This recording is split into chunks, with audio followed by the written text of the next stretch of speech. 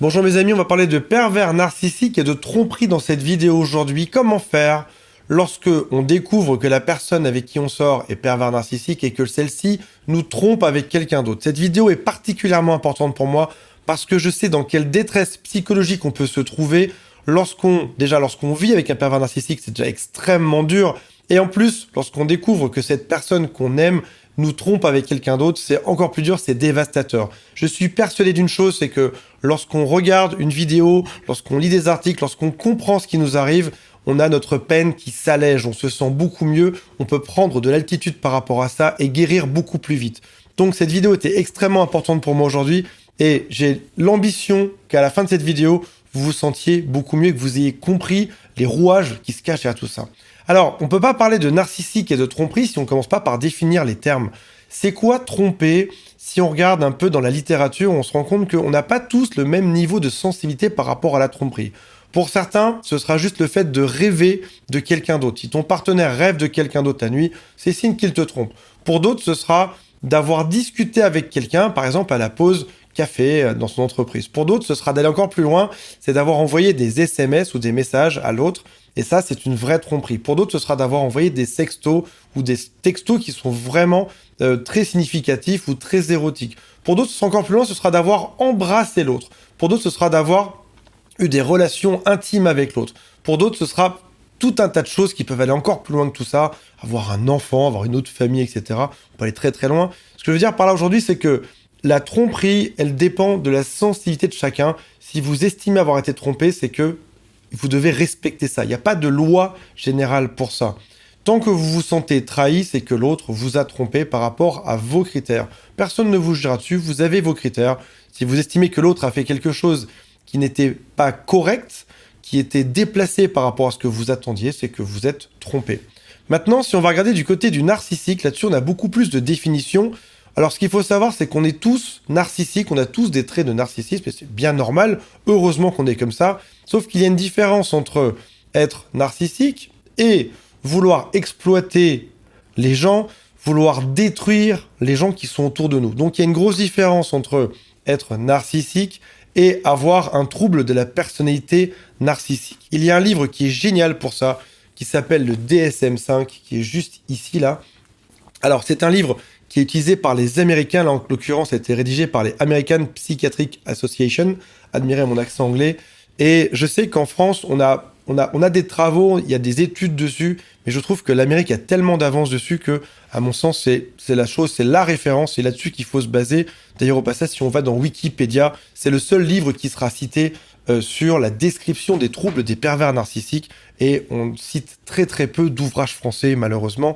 Alors, si on regarde donc dans ce fameux DSM-5, pour que quelqu'un soit diagnostiqué comme ayant des troubles de la personnalité narcissique, il doit avoir au moins 5 des symptômes suivants. Donc, si vous voulez savoir si la personne avec qui vous êtes est pervers narcissique ou pas, est-ce qu'il y a au moins 5 points qui sont respectés dans la suite? Je vais vous les lire. Pervers narcissique a un sens grandiose de sa propre importance. Il se trouve génial, il se trouve magnifique, il se trouve parfait. Il y a des gens qui devraient le reconnaître pour tout le talent, pour toute la puissance, pour toute la beauté qu'il a, parce qu'il est grandiose. Souvent, le pervers narcissique est absorbé par ses fantasmes de succès illimité. Il sait qu'il va tout déchirer, tout cartonner. D'ailleurs, au passage, souvent, il fait rien du tout dans sa vie, mais il devrait être extrêmement admiré pour ça. Le pervers narcissique peut aussi s'énerver facilement quand on ne répond pas à ses désirs ou à ses besoins assez rapidement. J'en parle souvent dans les vidéos. Un pervers narcissique, c'est un peu comme un enfant de 3 ou de 5 ans qui serait dans un corps d'adulte. Donc voilà, quand on n'est pas assez rapide pour répondre à ses besoins, il peut s'énerver. Il pense être spécial et unique, alors on pense tous l'être un peu maintenant. Au bout d'un moment, quand on le répète chaque heure, chaque minute, chaque jour, en permanence, et qu'on vous regarde dans les yeux, je suis unique, je suis spécial, c'est qu'il y a quelque chose qui est un peu détraqué. Le pervers narcissique a un besoin excessif d'être admiré, qu'on parle tout le temps de lui en société. Il pense que tout lui est dû, il s'attend sans aucune raison particulière à avoir un traitement qui est favorable et à ce que ses désirs soient automatiquement satisfaits.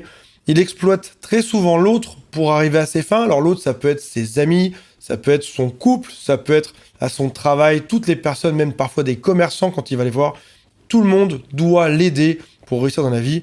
Il va utiliser pour ça des mensonges, du chantage, de la violence verbale et On remarque aussi un trait qui est aussi caractéristique des psychopathes et des tueurs en série, qui est le manque d'empathie. Si vous souffrez, si vous n'êtes pas bien, si vous pleurez, si vous êtes par terre, ça va pas trop lui faire du mal, il va pas trop le ressentir, il va trouver ça bizarre, mais ça va pas l'affecter. Je vous rappelle qu'il y a autant d'hommes pervers narcissiques que de femmes pervers narcissiques à 50-50.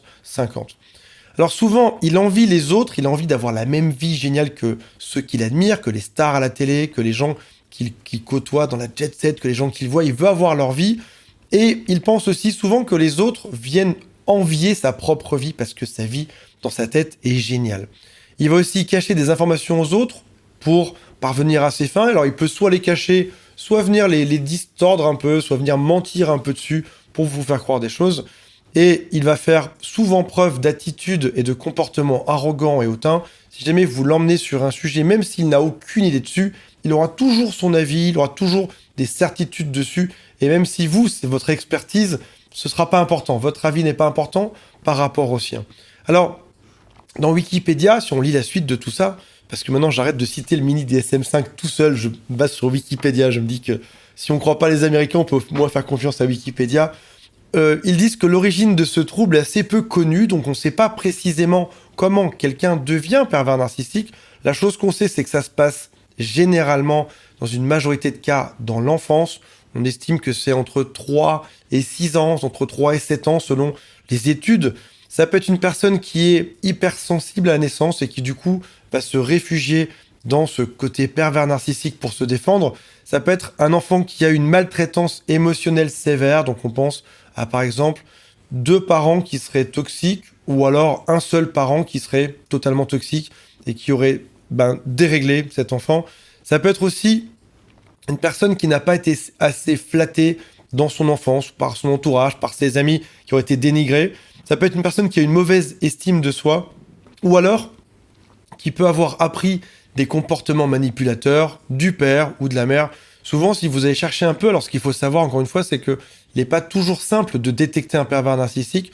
Donc vous avez pu, par exemple, avoir rencontré belle maman et beau papa et qu'ils soient adorables en société, qu'au repas de Noël, ils soient adorables, mais qu'en réalité, derrière, dans l'intimité de la relation avec leurs enfants, ils soient totalement différents, ils soient toxiques, malsains, les aient manipulés. Et forcément, des fois, quand je pose la question à des clients, je leur dis comment étaient les parents de ton compagnon, de ta compagne. Ils disent non, mais ça va très bien. Puis je leur dis réfléchis un peu, s'il n'y a pas des choses un peu déplacées. Ils me disent ah oui, c'est vrai, j'ai eu une espèce de sensation étrange, un sentiment bizarre. Des fois, c'est juste une impression qu'on a au fond de nous. On trouve qu'il y a quelque chose qui est étrange. On ne sait pas exactement quoi, mais finalement, c'est juste qu'ils ont mis un masque. Et puis parfois, derrière le masque, on voit un peu la personnalité de la personne qu'on a derrière nous. Alors, on va rentrer dans le vif du sujet, qui est comment réagir quand le pervers narcissique nous trompe, va nous tromper avec quelqu'un d'autre. J'aimerais juste vous rappeler les 4 consignes de base de ces vidéos. La première, c'est que si vous le souhaitez, vous savez que je vous donne jamais d'ordre. Si vous le souhaitez, vous pouvez cliquer sur s'abonner puis sur la cloche pour recevoir avant tout le monde les notifications des vidéos qui sont publiées sur ma chaîne. Je vous remercie 1000 fois pour tous les abonnements, pour toutes les personnes qui me suivent depuis un mois. Ça me fait tellement plaisir de savoir que, on s'éduque tous ensemble, on apprend tous ensemble pour lutter contre ce fléau que sont les pervers narcissiques. Numéro 2, je vous rappelle que j'ai mis dans la description de cette vidéo et aussi en premier commentaire un quiz pour savoir si la personne que vous suspectez d'être pervers narcissique l'est vraiment ou pas. C'est ultra simple, on fait 3 clics dessus, il y a 15 clics dessus en vrai, et à la fin on a un bilan complet et gratuit de la personne que vous côtoyez en ce moment. Vous pouvez aussi marquer en commentaire des choses pour en rajouter par rapport à cette vidéo, de choses que vous pensez en plus, critiquer la vidéo, de choses que vous pensez que j'ai mal dites, ou alors tout simplement me raconter votre histoire, parce que parfois le fait d'écrire, ça soulage beaucoup, le fait de verbaliser des choses qu'on est en train de vivre fait beaucoup de bien. Dernière chose, c'est que vous êtes des ambassadeurs aujourd'hui, vous savez que peu de personnes peuvent changer tout leur entourage et peuvent faire un bien fou à beaucoup de monde. Si jamais vous parlez autour de vous à 5 personnes de tout ça, si jamais vous arrivez à montrer à des gens qui souffrent aussi de cette même chose, qui sont peut-être en présence de pervers narcissiques, ces 5 mêmes personnes vont pouvoir en parler à 5 personnes également, et à 5 personnes, et à 5 personnes, ce qui veut dire qu'à notre échelle de chacun, on peut venir changer ça. Donc que ce soit mes vidéos, les vidéos de mes confrères ou de livres que vous avez vus, ou même si jamais vous bouquinez, vous adorez la psychologie, vous bouquinez ça, parlez-en autour de vous, et vous allez voir que ça fera une différence dans le monde au final. Le premier point que j'aimerais aborder aujourd'hui, c'est pourquoi est-ce que finalement on est attiré par ces pervers narcissiques. On pense bien évidemment que si on a été trompé par un pervers narcissique, ça signifie qu'on est ou qu'on a été en couple avec ces personnes-là, peut-être même probablement qu'on est marié avec ces gens-là ou qu'on est pacsé ou peut-être même qu'on a des enfants. Ça veut dire qu'on a un lien qui est fort. Ce qu'il faut savoir, c'est que le couple codépendant pervers narcissique est extrêmement costaud et s'attire de manière c'est comme aimanté et c'est très difficile à sortir. Si je vous donne d'autres exemples, une personne qui va à la messe le dimanche aimera probablement quelqu'un qui ira aussi à la messe le dimanche. Un animal, un chien, un chat, un cheval, aimera une personne qui est de la même race, de la même espèce que lui, parce qu'on est programmé comme ça. Malheureusement, en amour, il n'y a pas beaucoup de hasard. On crée souvent une résonance entre ce qu'on est nous-mêmes, notre type de personnalité et la personnalité de l'autre. Et malheureusement, si on a des traits de codépendance, donc la codépendance, c'est faire tout pour que l'autre soit heureux en face de nous. Si on a des traits de codépendance, ce qui est un peu différent de la dépendance affective, on va attirer extrêmement fortement des gens qui sont pervers narcissiques ou manipulateurs. Donc finalement, depuis notre enfance, on a été construit pour arriver face à des pervers narcissiques. Parce qu'on a de la codépendance, parce qu'on a de la gentillesse, parce qu'on a de l'empathie, on est créé, on est programmé pour rencontrer ces personnes-là. Il y a quelque chose qui semble injuste, finalement, de se dire « j'ai été éduqué, j'ai été créé, j'ai été élevé par des parents qui étaient probablement adorables ». Alors bien évidemment, un codépendant a aussi ses failles et n'est pas une personne qui est totalement équilibrée, mais de se dire que j'ai été créé pour aider les autres, pour les soutenir et pour comprendre leurs problèmes et venir les aider, de se dire qu'on a été éduqué pour tomber sur des pervers narcissiques, c'est difficile. Parce que finalement, le codépendant va avoir un rôle dans cette relation amoureuse.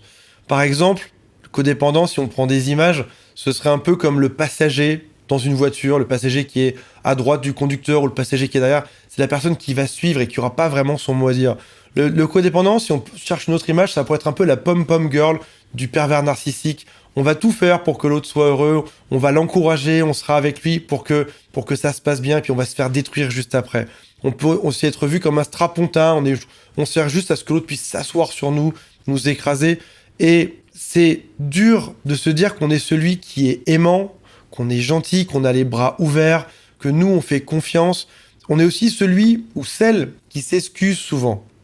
C'est par exemple le genre de personne qui dit « donnons-lui une seconde chance » quand tous vos amis vous disent « il faut que tu partes, ça devient dangereux », l'autre nous fait super peur, on dit « non, donnons-lui une seconde chance, c'est peut-être dû à son enfance, il est peut-être dans une mauvaise période de sa vie, c'est pas si grave que ça ». Ou alors on peut aussi dire « ne soyez pas si dur avec lui ou avec elle, je le connais bien, je la connais bien, c'est ma femme, c'est mon mari, ça va s'arranger ». Et finalement on est celui qui donne, on est celui qui cherche à penser différemment, à se dire oui ok, là il y a un problème, mais le problème vient d'ailleurs et je pense que je peux comprendre tout ça.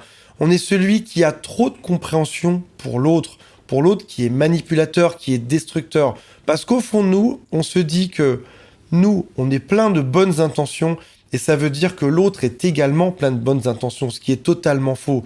Souvent, quand un codépendant est face à un pervers narcissique, c'est un jeu malsain. On va chercher à aider l'autre parce qu'on se dit qu'on est deux à chercher une solution à notre problème, alors qu'en fait, on est seul à chercher une solution et l'autre va juste nous donner du blé à moudre pour venir nous détruire. Il nous envoie sur des fausses pistes juste pour nous détruire après. Et donc, dans toute notre gentillesse, on va se faire juste mais écraser. Alors, c'est vrai que tout le monde peut être attiré par un pervers narcissique, mais certains le seront plus que d'autres, notamment les codépendants. La première chose qu'il faut savoir dans cette toute première partie, c'est que ce n'est pas de votre faute. On est malheureusement la cible des opportunistes. On est la cible des menteurs. On est la cible de ceux qui vont dépasser toutes les bornes de l'acceptable. Ceux qui vont aller dans vos limites. Ceux qui vont vous faire des choses que vous n'auriez jamais tolérées avant. Parce qu'ils ont un jeu malin. Au début, ils commencent par des petites insultes toutes douces. Après ça, ils abusent de vous. Après ça, ils vous demandent de plus en plus de services pour voir jusqu'où ils peuvent aller. Un peu comme un enfant le ferait avec ses parents pour tester les limites en permanence. Mais comme là, c'est un adulte, il a plus de force, il a plus de puissance, il a plus de pouvoir sur vous. Et ben, à force d'essayer de rentrer dans vos limites, au bout d'un moment, il y arrive. et il vous fait faire des choses qui sont totalement inacceptables sur le plan sexuel, sur le plan financier, sur le plan de votre quotidien, dans le nombre de services qu'il va vous demander, dans tout ce que vous allez pouvoir lui donner et faire pour lui ou pour elle. C'est aussi quelqu'un qui va pouvoir utiliser la triangulation, vous savez, ça consiste à mettre une autre personne dans l'équation, comme par exemple les enfants. Tiens, les enfants, c'est un bon moyen de manipulation de pression. Ça peut être aussi d'aller draguer quelqu'un d'autre, comme le sujet de notre vidéo aujourd'hui. Rajouter un autre homme, une autre femme dans l'équation. Tiens, regarde ça, comme lui il est beau, comme elle est belle. Toi aussi, tu pourrais faire des efforts pour t'habiller comme lui, t'habiller comme elle. Puis lorsqu'ils vont commencer à lui parler, ils vont vous en vouloir à vous après ça. Regarde, mais je lui parle juste parce qu'elle est gentille, juste parce qu'elle est sympa, pas comme toi. Toi, t'es pas quelqu'un de sympa. Et du coup, vous allez votre morale, votre caractère qui vont commencer à changer doucement. Et là, ça devient inquiétant parce que vous ne vous reconnaissez pas au bout d'un moment. Vous devenez quelqu'un de totalement différent. Alors, le souci d'un codépendant, c'est que malheureusement, il n'est pas éduqué, il n'est pas élevé pour voir les traits de la personne qui est manipulatrice, pour voir les traits de quelqu'un qui est pervers narcissique. Parce qu'il aura très souvent tendance à venir excuser l'autre. J'ai été pendant très longtemps dans ma vie codépendant. Je pense que j'en ai encore quelques traces aujourd'hui dans mon comportement. Je travaille dessus au quotidien. Mais je sais que on n'est pas toujours capable de repérer quelqu'un qui est toxique. Parce qu'on aura toujours dans notre tête le doute. Peut-être qu'il est toxique. Peut-être juste qu'il passe un sale moment, qu'il n'est pas super heureux en ce moment. Peut-être même que je peux l'aider pour aller mieux parce que je pense que c'est une personne qui est fantastique. Un pervers narcissique, c'est un peu comme un enfant de 3 ans qui serait géant. C'est un peu comme un cerveau de bébé dans un corps d'adulte. On pense par exemple à un enfant qui aurait toujours envie qu'on s'occupe de lui, toujours qu'on lui donne des cadeaux, toujours qu'on soit là pour lui, toujours qu'on soit aux petits soins pour lui. Pervers narcissique, c'est à peu près pareil.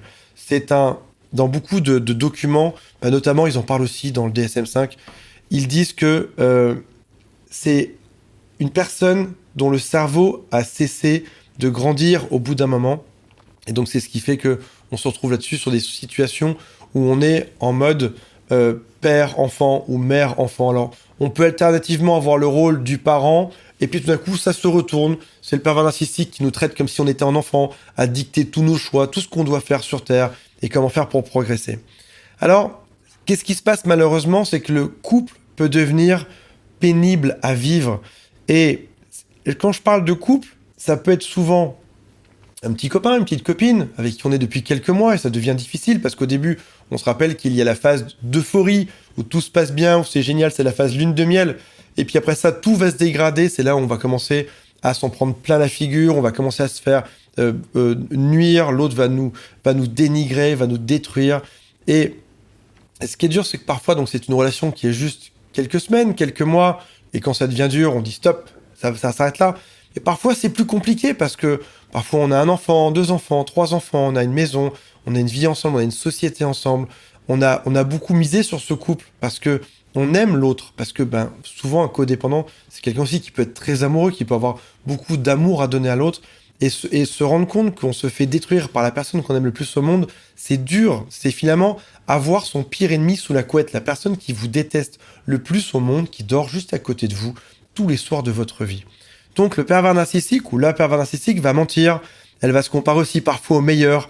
Si jamais c'est une personne qui danse, elle va se comparer à Michael Jackson, tu vois, je danse comme Michael Jackson. Si c'est une personne qui chante, elle va se comparer à Mariah Carey, alors je sais pas qui est-ce que vous écoutez comme chanteur. Si jamais c'est une personne qui est dans les affaires, il va se comparer à Elon Musk, à trouver qu'il est génial, et ça lui paraîtra normal dans sa vie. C'est aussi quelqu'un qui a besoin de reconnaissance, donc non seulement le pervers narcissique ou la pervers narcissique le pense, mais elle a aussi besoin qu'on lui rappelle en permanence. Si jamais on lui donne pas ça, c'est la catastrophe derrière. C'est les sanctions, c'est les punitions, plus de relations intimes, ou alors ça va être un silence radio, l'autre ne parle plus en face pendant quelques heures ou quelques jours, et on se retrouve face à un froid glacial, à pas savoir ce qu'on a fait, ce qu'on a dit, c'est juste qu'on n'a pas été suffisamment reconnaissant, pas suffisamment admiratif. L'autre peut aussi vous dénigrer, alors c'est toujours du dénigrement qui est fin, c'est rarement des grosses insultes, c'est plutôt fin, c'est-à-dire que ça va juste dans la limite de ce que vous pouvez supporter. C'est doux, c'est des choses qui sont toutes petites chaque jour et qui vont taper toujours au même endroit, sur les endroits qui sont le plus sensibles chez vous. Si jamais votre sensibilité c'est votre mère ou votre père, le pervers narcissique va taper dessus tous les jours. Si jamais c'est votre travail, le pervers narcissique va taper dessus tous les jours. Si jamais c'est les finances, si jamais c'est vos amis, le pervers narcissique sait exactement comment faire pour être une petite pichenette là où ça fait extrêmement mal. Il va aussi vous invalider en disant que ce que vous dites est totalement faux. C'est n'importe quoi ce que vous dites. Pourtant, vous êtes sûr, par A plus B. Vous avez fait des études dans ce domaine, ou vous avez lu des livres, vous savez très bien ce qu'il en est. Non, non, tout d'un coup, vous avez faux, vous mentez, vous avez mal lu, vous avez dit autre chose la veille, et vous avez tout d'un coup votre cerveau qui commence à chauffer.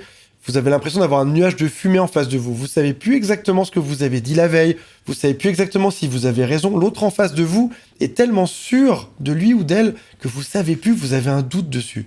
Vous en venez même à en parler à vos amis, votre psychologue, parce que vous remettez en cause. Vous allez voir un psychologue. L'autre en face, il y va pas beaucoup chez le psychologue. Et s'il y va, c'est juste dans un but de manipuler le psychologue ou de vous manipuler vous par la suite. Donc, quand on idéalise quelqu'un, la chute est dure. Parce que l'amour de votre vie est en train de se transformer. C'est quelque chose qui peut prendre des semaines, ça peut prendre des mois, ça peut même prendre des années avant de se transformer. Ce que j'avais avant était merveilleux. C'est ça qu'on dit souvent quand on sort avec un ou une part narcissique.